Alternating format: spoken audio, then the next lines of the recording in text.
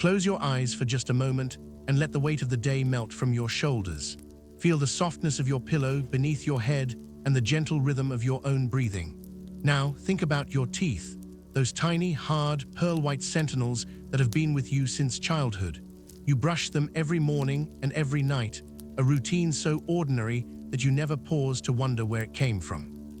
But tonight, we are going to wander backward through the long, dusty corridors of time, all the way to the dawn of human history, to discover something deeply intimate and surprisingly fascinating. We are going to explore how ancient people brushed their teeth, not with electric toothbrushes or minty gels, but with twigs, ashes, crushed eggshells, and even their own urine.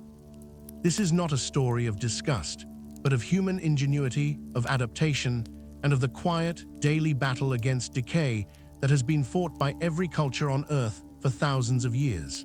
And as we delve into this forgotten routine, let the soft cadence of history carry you into a state of deep, peaceful relaxation.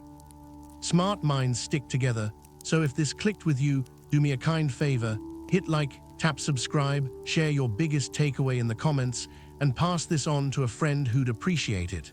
Your support means the world. Thank you. Long before the first toothpaste tube was squeezed, long before nylon bristles were invented, long before the modern dentist's chair with its terrifying drills and bright lights, there were people just like you and me, waking up each morning with a fuzzy feeling on their teeth. They did not have mirrors made of polished glass, nor did they have running water in their homes. But they had the same discomfort, the same nagging awareness that something was stuck between their molars after a meal of roasted meat or chewy roots. They had the same desire for a fresh mouth, for a pleasant smile, for the simple dignity of clean breath. And so, from the very earliest days of our species, we have been finding ways to scrape, scrub, rinse, and polish our teeth. The tools changed, the ingredients shifted from one continent to another, but the intention never wavered. It is a thread of continuity that connects us to a Neanderthal man sitting by a fire 40,000 years ago, to an Egyptian scribe along the Nile, to a Roman soldier on Hadrian's Wall, and to a Tang dynasty poet in ancient China. Each of them, in their own way, practiced the same quiet ritual that you performed this very morning. Let us begin our journey in the deepest recesses of prehistory, long before writing was invented, long before cities rose from the earth. Imagine a Paleolithic landscape, vast and wild, where the air is crisp and the stars blaze with an intensity we can no longer see. A small group of hunter-gatherers has just finished a meal of bison meat and wild berries. One of them, an older woman with kind eyes and weathered hands, picks up a thin, flexible green twig from a nearby bush. She chews on one end of it, working it with her teeth until the fibers soften and spread apart like a tiny brush. Then slowly and deliberately, she rubs this frayed end across the surfaces of her teeth, moving it back and forth, scraping away the bits of food and the sticky film that has formed. This is not a rare or occasional act.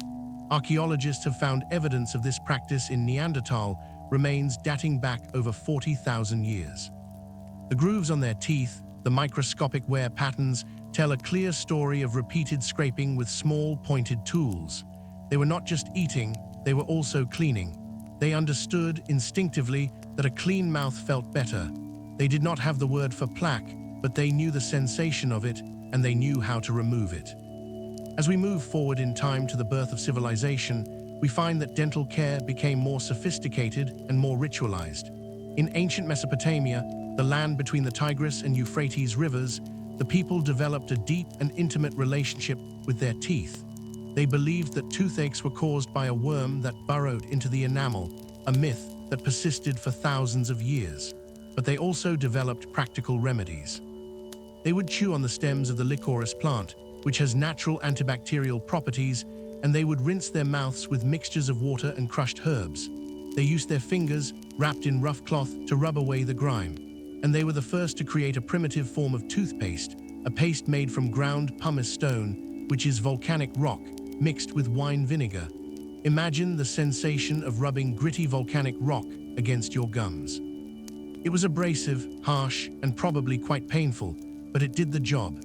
It scraped away the buildup, leaving the teeth feeling raw but clean. These early Mesopotamians were not just surviving, they were perfecting the art of daily care, passing down their knowledge through generations, so that even the poorest farmer knew the importance of cleaning his teeth after a meal of barley bread and onions. But perhaps no ancient civilization is more famous for its dental hygiene than ancient Egypt. The Egyptians were obsessed with cleanliness, both of the body and of the soul. They believed that the body had to be pure to enter the afterlife, and that purity extended all the way down to the enamel of their teeth. They developed a remarkable oral care routine that would seem utterly bizarre to us today. They would take a small, thin stick, usually from the Salvadora persica tree, which we now call the miswak, and they would peel back the bark on one end to create a soft, brush-like fray. This miswak stick was not just a cleaning tool, it was considered a sacred plant, one that could purify the mouth and even provide spiritual protection. The Egyptians would use this stick in the morning and evening, rubbing it firmly against their teeth and gums. But the most fascinating part of their routine was their toothpaste. They did not have mint or fluoride. Instead, they created a powder from a mixture of rock salt, dried iris flower, pepper, and mint, which they would crush together and then mix with water to form a paste. Sometimes they added the ashes of ox hooves, which were rich in calcium, to help strengthen the enamel. And here is the detail that might make you squirm. They also used a paste made from honey and ground pumice, but honey is sticky and would attract bacteria, so it was not as effective. The true champion of Egyptian dental care was their use of a mixture containing myrrh, an aromatic resin, which acted as an antiseptic. They were in many ways pioneers of oral hygiene, and they even employed full-time dentists, the earliest known dental specialists in history. A tomb inscription from the Old Kingdom describes a man named Hesirah as the chief of dentists and physicians. He was the first person in recorded history to hold the title of dentist, and he served the pharaoh himself. Now let us travel eastward to the ancient Indian subcontinent, where dental care was intertwined with spirituality and Ayurvedic medicine. The ancient Indians believed that oral hygiene was essential for overall health, and they developed a comprehensive system called dinacharya, or daily routine. This routine included the use of the neem tree, which is a remarkable tree with natural antibacterial and antifungal properties. They would break off a branch of the neem tree, chew on the end to soften it, and then use it as a toothbrush. Neem is incredibly bitter, but it was valued for its ability to kill the bacteria that cause cavities and gum disease. They would also scrape their tongues with a thin piece of silver or copper to remove toxins, a practice that is still common in India today. But their most intriguing dental practice was their use of oil pulling. They would take a spoonful of sesame oil or coconut oil and swish it around in their mouths for about 10 to 15 minutes, pulling it through their teeth before spitting it out. This practice, they believed, not only cleaned the teeth and gums, but also drew toxins out of the entire body. It was a deeply meditative practice, one that required patience and stillness. As you listen to the description of this slow, deliberate process, you might find yourself mirroring that calm, feeling the warmth of the oil in your own mouth, and sinking deeper into the soft embrace of relaxation. Meanwhile, in ancient China, dental care took a different turn, one that would eventually lead to the invention of the toothbrush as we know it. The Chinese were incredibly innovative, and they were the first to develop a device that truly resembles a modern toothbrush. They would take bamboo, a material that was abundant and versatile, and carve it into a thin handle. Then, they would drill tiny holes into the top of the handle and insert the bristles. But what were the bristles made from? This is where it gets fascinating. They used the coarse, stiff hairs from the back of a hog's neck. These bristles were tough enough to scrub away plaque, but they were also harsh on the gums. The first bristle toothbrush was invented during the Tang dynasty, around the 7th century AD. It was a luxury item used by the wealthy and the nobility, but it eventually spread to the common people. The Chinese also used tooth powders made from crushed bones, oyster shells, and herbs like ginseng and mint, which they would sprinkle onto their wet brushes. They were meticulous about their oral care, and they understood the connection between diet and dental health. They observed that people who ate a lot of sugar and refined grains had more decay, and they adjusted their eating habits accordingly. They also used salt water as a mouthwash, a simple but effective remedy that we still use today. And they believed that a clean mouth was a sign of wisdom and self-respect. In the ancient Greco-Roman world, dental hygiene was a matter of both health and social status. The Greeks and Romans were deeply concerned with appearance, and a sparkling white smile was a symbol of beauty, wealth, and virtue. However, their methods were quite different from ours. The Greeks, for example, would take a piece of wool and dip it in honey, then rub it over their teeth to make them shine. Honey, as we know, is sugary, but they believed it had purifying properties. The Romans, on the other hand, were more pragmatic and more aggressive. They used a mixture of crushed bones, oyster shells, and eggshells, which were ground into a fine powder and mixed with honey or vinegar. But the most notorious Roman dental ingredient was urine. Yes, you heard that correctly. The Romans believed that the ammonia found in human urine was an excellent whitening agent. They would collect urine, often from sources like public urinals, let it ferment to increase its ammonia content, and then use it as a mouthwash or mix it with their tooth powder. Imagine standing in a crowded Roman street, watching a wealthy senator walk by with brilliantly white teeth, knowing that his secret was fermented urine. It was so popular that the Emperor Nero actually imposed a tax on urine, a tax known as the vectigal urinae, which was collected from public latrines. The urine was also used for cleaning clothes, but dental care was its most prized application. It might make you cringe, but from a chemical standpoint, ammonia does break down stains and kill bacteria, so in a way, they were onto something. It was gross, but it worked. Beyond the well-known civilizations, there were countless other cultures that developed their own unique dental traditions. The indigenous peoples of the Americas, for example, used a variety of herbs and plants to clean their teeth. The Native Americans of the Great Plains would chew on the leaves of the bearberry plant, which contains a natural antiseptic called arbutin. They would also use sticks from the dogwood tree, which they would fray to create a brush. The Aztecs in Mesoamerica had a sophisticated understanding of herbal medicine, and they used a mixture of chili peppers, salt, and certain roots to clean their teeth.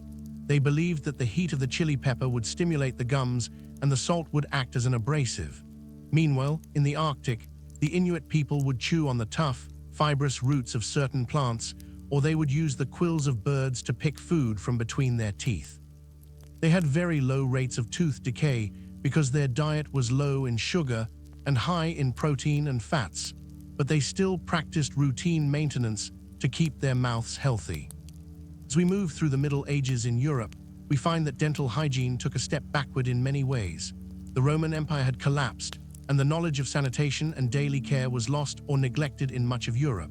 The average person in medieval Europe did not brush their teeth at all.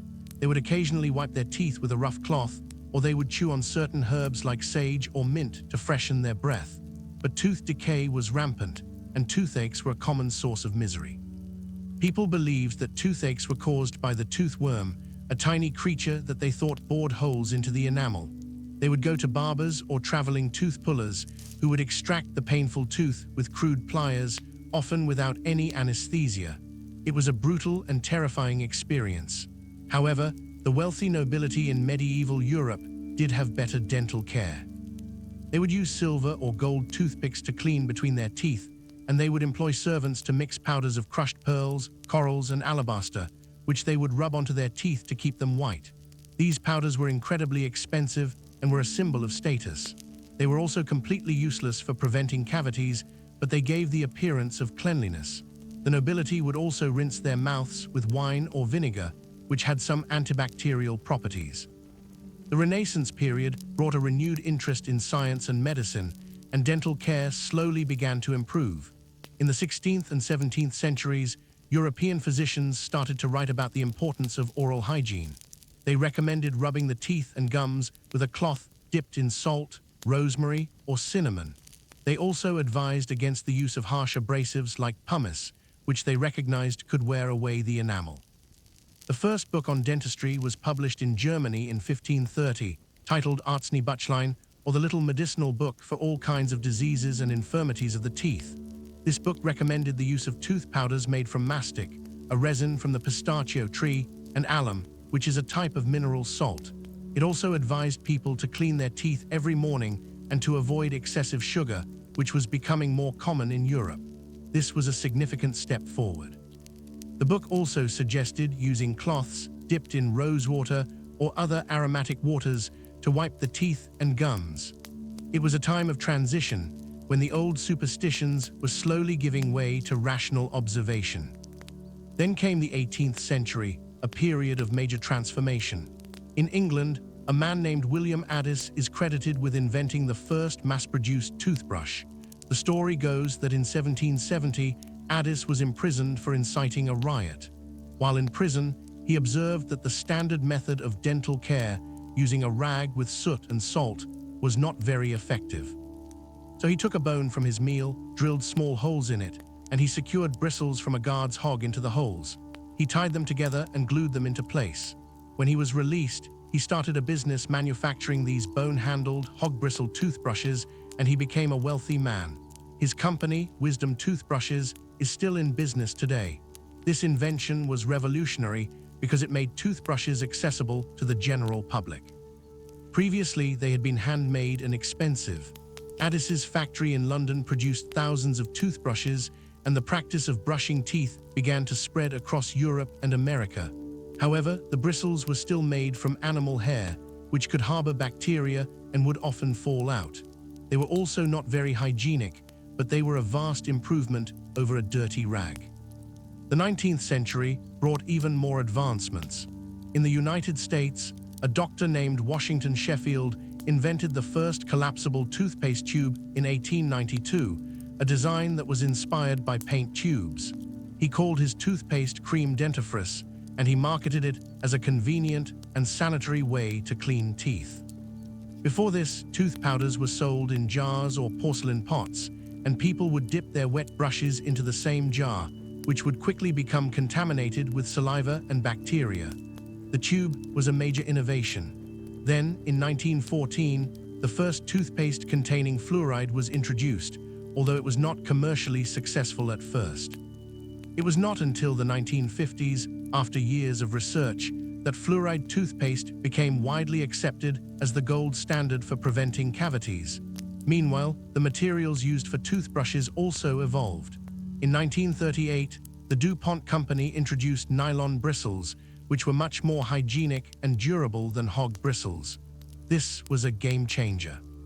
People no longer had to worry about bacteria growing in their brush bristles, and the brushes were more effective at cleaning. But as we look at the full arc of history, from the Neanderthal with his twig to the modern American with his sonic toothbrush, we can see that the fundamental need has not changed. We all want to feel clean. We all want to avoid pain. We all want to share a meal and a smile with our loved ones without fear of embarrassment. The methods have changed, the ingredients have changed, but the underlying human desire is exactly the same. It is a quiet, daily act of self-care that connects us to every single person who has ever lived. When you stand at your bathroom sink tonight with your fluoride toothpaste and your soft nylon bristles, you are participating in a ritual that is tens of thousands of years old. You are brushing your teeth in a long lineage that includes Egyptian scribes, Roman soldiers, Chinese poets, and medieval monks. They would not recognize your plastic handle or your gel paste, but they would understand the motion, the gentle scrub, the swish of water, and the clean feeling that follows. And let us not forget the other side of this story. For all the care that ancient people took, tooth decay and tooth loss were still common. Without modern sugar-filled diets, cavities were less frequent, but they still happened. And when they did happen, the solutions were often terrifying. Tooth extraction was the most common procedure, and it was performed by barbers, blacksmiths, or traveling tooth drawers. They would use a tool called a pelican, which had a claw-like hook that would grip the tooth, and they would yank it out with brute force. The pain was excruciating, and the risk of infection was high. Many people died from abscessed teeth. It was a dark underbelly of dental history, one that highlights just how grateful we should be for modern anesthesia and antibiotics. But the ancient people did not have those luxuries. They relied on herbal remedies, on superstitious chants, and on the sheer strength of their own endurance. When we see the skulls of our ancestors, we often find teeth that are worn down to the roots, riddled with cavities or missing altogether. It was a brutal reality, yet they did not give up. They kept trying to clean their teeth, kept searching for new plants, new minerals, new methods to ease their pain and preserve their smiles. Now let us think about the psychology of dental care. Why do we brush our teeth? It is not just to prevent cavities, it is also about social acceptance, about confidence, about our self-image. A clean mouth makes us feel good. It makes us feel like we are in control of our own bodies. This psychological aspect is just as important today as it was in ancient times. An ancient Greek philosopher might have said that a clean mouth is a reflection of a clean mind. A Roman citizen might have believed that a white smile showed they were a person of good morals and high standing. In China, a clean mouth was a sign of filial piety and respect for others. The act of brushing was never purely functional. It was always loaded with meaning. And as you drift through this narrative, you can appreciate that your own nightly ritual is more than just habit. It is an act of self-respect that is shared by billions of people across time and space. Consider the role of diet in ancient dental health. People in antiquity ate a diet that was very different from ours. They did not consume the vast quantities of refined sugar that we do today. Sugar was a luxury, and it was rare.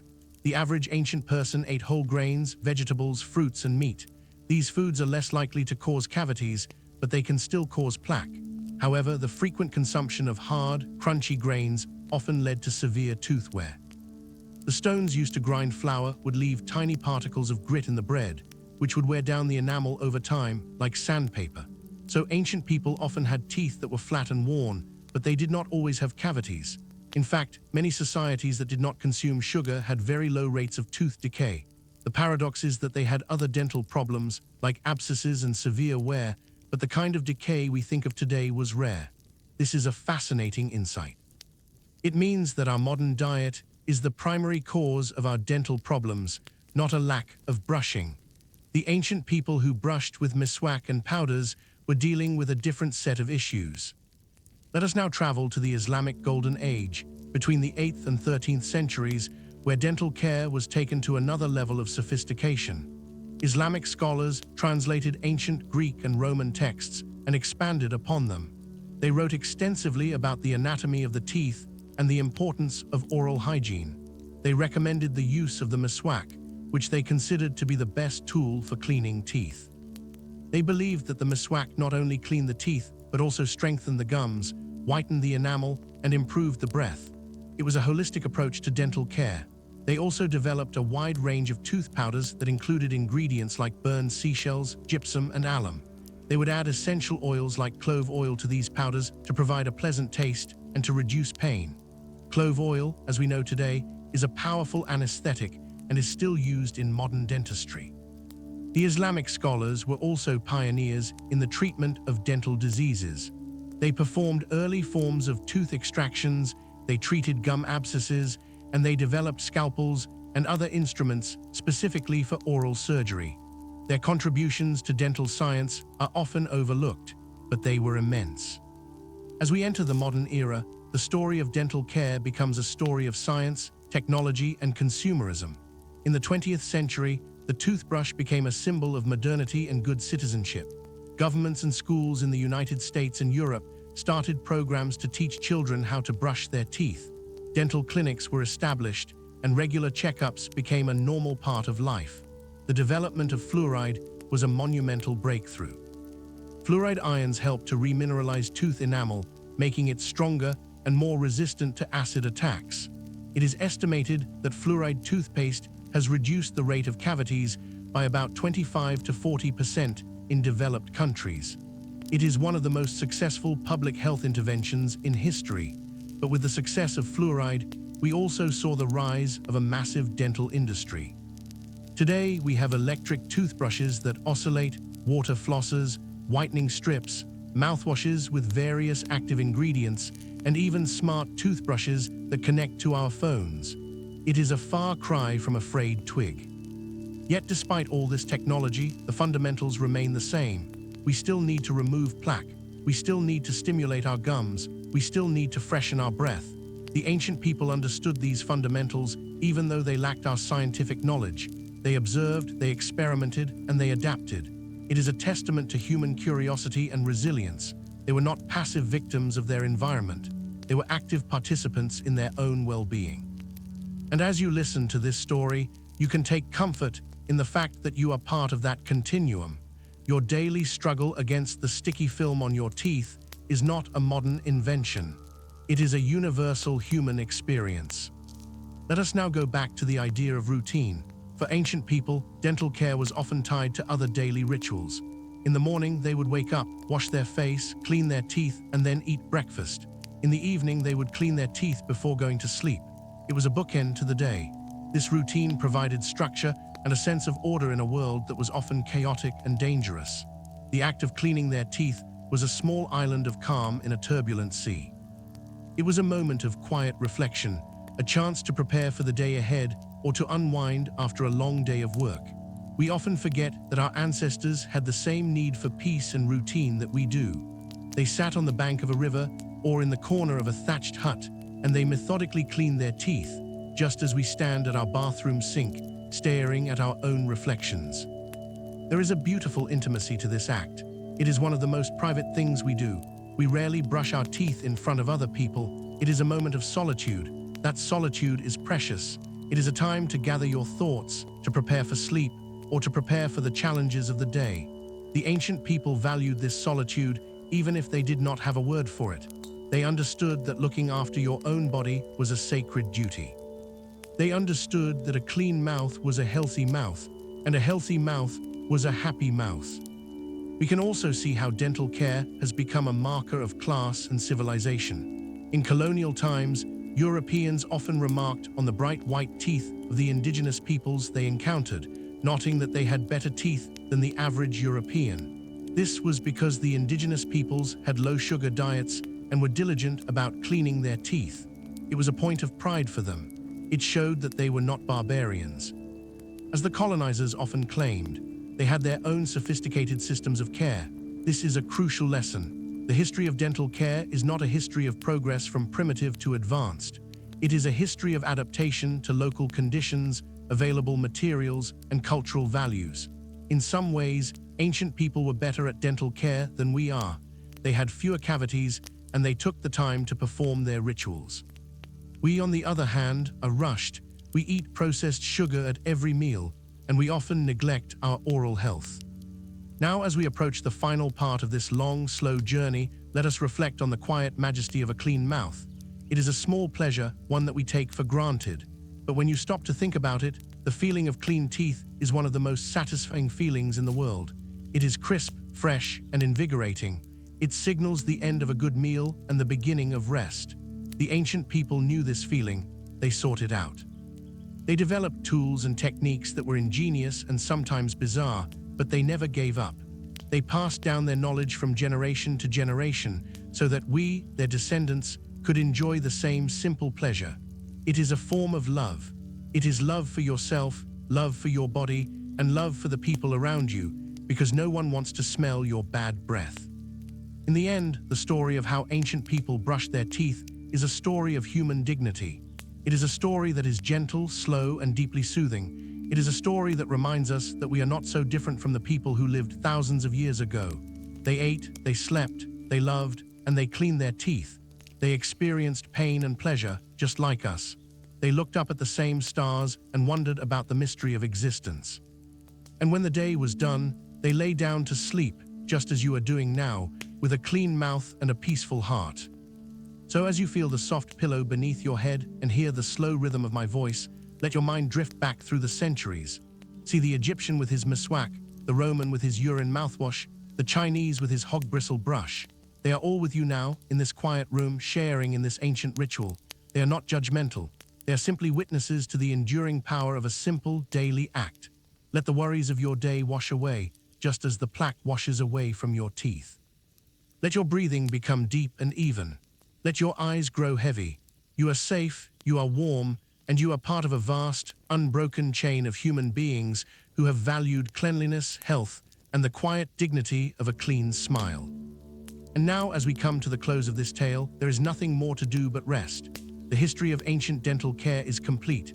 The stories have been told. The secrets have been shared. You have traveled across continents and through millennia, all from the comfort of your bed.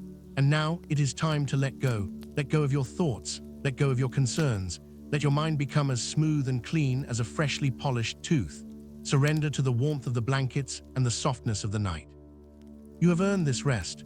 The world outside is quiet, the stars are bright, and the past is just a gentle whisper in your ear. Sleep well, and remember, when you wake, you will once again pick up your brush and continue the ancient tradition.